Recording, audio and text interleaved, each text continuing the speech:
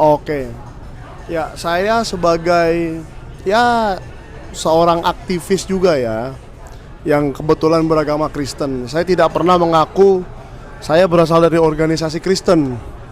Tetapi setahu saya organisasi seperti GAMKI, GMKI dan seterusnya itu tidak pernah mengurusi masalah agama lain. Ya. Apalagi yang saya sayangkan, mereka menonton video itu kan hanya sepotong.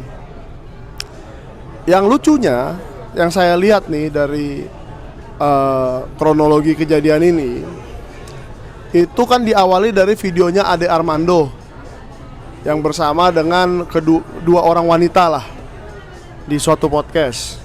Nah, saya menyayangkan juga itu video itu tidak dibuat dengan kaidah jurnalistik yang benar. Ya, apakah Ade Armando tidak mengerti sebagai pengamat yang sudah puluhan tahun, dan dua wanita yang podcast bersama dengan dia itu apakah nggak mengerti gitu loh, ya kan, bahwa harusnya statement-statement seperti statementnya Pak JK itu tidak diambil sepotong-sepotong dan bisa disalahartikan. Nah, ini kan menimbulkan sebuah keributan ya, menimbulkan sebuah keributan yang akhirnya menyeret-nyeret agama Kristen. Padahal tidak ada hubungannya dengan itu gitu loh ya. Kalau memang GAMKI dan si Sahat Sinurat itu memang membela agama Kristen ya, cobalah lihat saudara-saudara kita yang rumah ibadahnya masih kurang bagus ya, sumbanglah untuk perbaikan.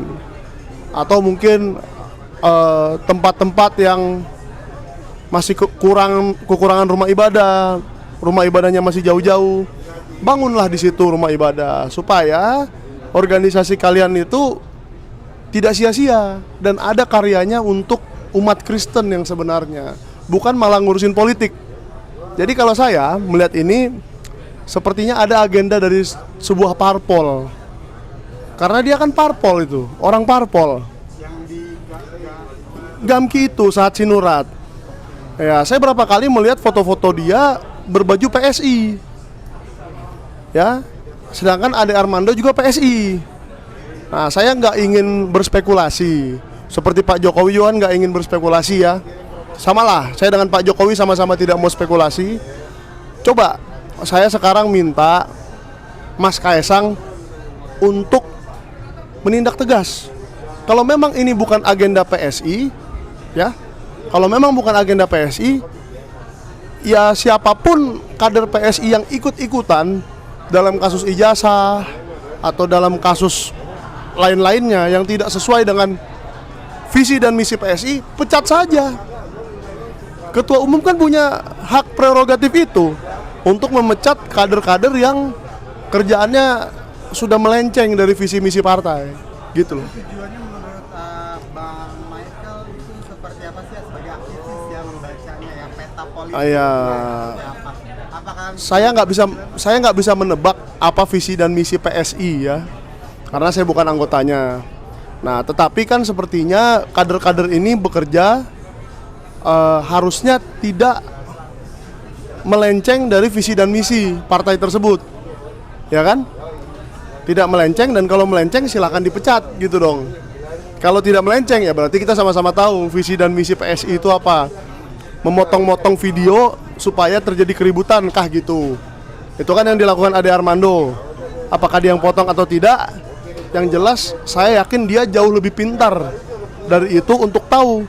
Oh, saya nonton dulu deh video lengkapnya. Ya kan? Sudah. Dan itu saya nggak urusan ke situ lah. Artinya itu kan sebuah ceramah yang Pak JK lakukan di Masjid UGM. Itu dakwah untuk sesama umat muslim supaya konflik di Poso tidak terjadi lagi seperti itu gitu loh. Ada konflik di Poso yang beliau taunya seperti itu supaya jangan terjadi. Saya merasa nggak ada tuh yang menyinggung umat Kristen, tidak ada. Iya, Bang Michael sendiri sebagai umat Nggak ada. Nggak tersinggung. Kalau memang itu menyinggung umat Kristen, harusnya PGI.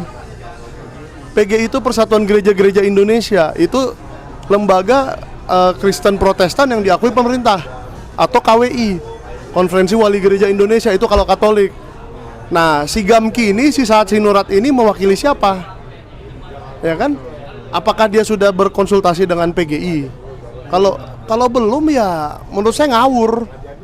Malah lapor-lapor polisi. Jangan. Karena ini merepresentasikan suatu agama ya. Gitu loh. Jadi kalau di Muslim mungkin ada NU, Muhammadiyah dan segala macam, di kita ada PGI. Sudah konsultasi belum dia ke situ? Nah, itu menurut saya. Lalu mungkin ya kan kemarin kan Pak JK preskon juga. Ya, bagus itu. Pembelaan, terus ada beberapa pernyataan juga yang soal 2014 lalu. Ya, betul. Pendampingan dengan Jokowi, tanggapannya seperti apa? Saya waktu itu merupakan salah satu relawan Jokowi ya. Jadi saya tahu betul bagaimana jasa dari Pak Yusuf Kalla, bagaimana jasa Ibu Megawati, bagaimana jasa dari Pak Prabowo Subianto. 3 orang itu. Kenapa berpasangan dengan Ahok? Awalnya bukan itu pasangannya. Awalnya orang lain. Ya. Dan 2014 kenapa berpasangan dengan JK? Tapi sudahlah, itu kan sudah pengetahuan umum. Gak usah lah kita bahas ke situ lagi. Tapi memang orang-orang itu sangat berjasa untuk karir politiknya Pak Jokowi. Jadi saya rasa memang Pak Jokowi harus berterima kasih. Kalau menurut saya gitu. Dan kalau memang ada pendukung-pendukungnya yang melenceng dari itu dan membuat Pak Jokowi seperti kesannya tidak tahu terima kasih, kalau saya pecat aja lagi dari relawan. Ya kan? Atau bilang, atau harusnya Pak Jokowi berstatement seperti ini. Saya meminta para relawan untuk tidak sembarangan berstatement atau berpendapat mengenai nama-nama ini, sehingga relawan-relawannya berhenti gitu loh. Seperti Ade Armando kan, seperti si Sahat Sinurat. Sahat Sinurat ikut-ikutan nggak waktu itu? Enggak ya. Kalau yang soal menuduh Pak JK ya, bukan, Ade Darmawan maksud saya, dan lain-lain itu ya, yang menyebutkan di depan Polda Metro Jaya Caplin. Nah, itu kan tendensius ke orang-orang tertentu. Jangan karena kita punya suatu pikiran yang belum tentu benar, kita memaksakan gitu loh. Yang kasihan Pak Jokowinya sih menurut saya, karena pendukung-pendukungnya ini tidak disiplin. Kita tahu Bang Michael waktu itu relawan Jokowi, seberapa pengaruhnya sih kekuatan Mega waktu itu yang akhirnya membuat Jokowi sama JK bersatu. Oh ya, waktu itu Ibu Mega awal-awalnya ya tidak memperhitungkan Jokowi, sama sekali tidak memperhitungkan Jokowi di awal-awal. Tapi lama-lama karena ada lobby dari beberapa tokoh yang disebut itu, akhirnya Ibu Mega mengizinkan untuk mencalonkan. Iya, contohnya Pak JK lah salah satunya. Dan beberapa diantaranya juga relawan yang waktu 2012 sudah ada ya. Nah, kalau yang sekarang ada itu, saya nggak tahu tuh lahirnya kapan. Tapi yang jelas saya jarang-jarang tuh dengar relawan-relawan yang sekarang bermunculan itu, mereka organisasi mereka itu lahirnya kapan, nggak tahu saya. Tapi menurut abang kenapa di preskon itu masih membahas itu Pak JK? Ya itu tanya ke mereka dong.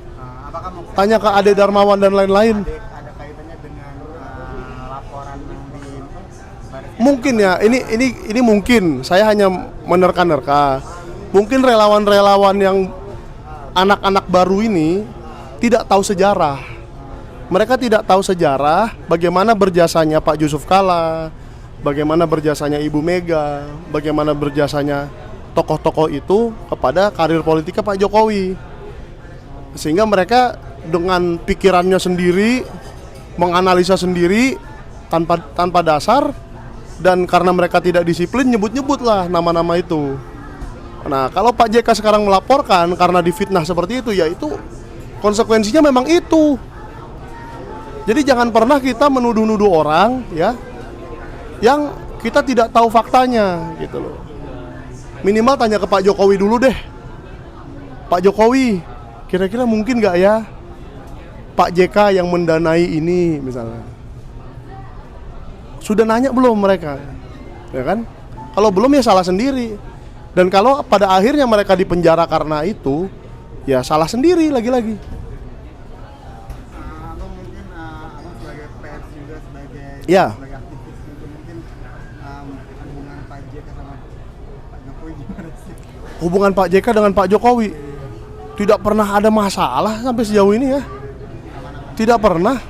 Dulu mereka sangat baik selama menjabat, dan setelah menjabat pun terus terjaga hubungan baik. Ya. Kalau soal Pak Jokowi sudah tidak di PDIP, ya mungkin tanyakan ke PDIP. Ya kan, setahu saya sudah mengundurkan diri. Tapi kalau hubungan dengan tokoh-tokoh yang tadi saya sebut, setahu saya masih sangat baik. Dan itu hanya ketidakdisiplinan relawan-relawan yang menyebut nama-nama itu aja.